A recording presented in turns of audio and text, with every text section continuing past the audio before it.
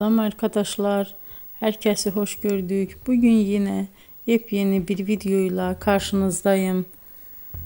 Hayranlıkla izlediğimiz Birce Akalay ve İbrahim Çelikkol'dan çok güzel kareler hazırladık.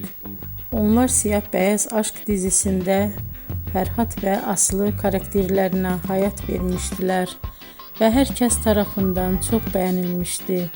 Biz de onların en özel ve en güzel fotolarını sizler için hazırladık.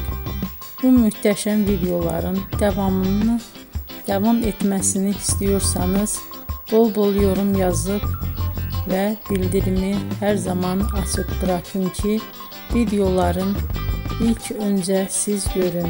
Herkese teşekkür ederim. Bizden bu kadar.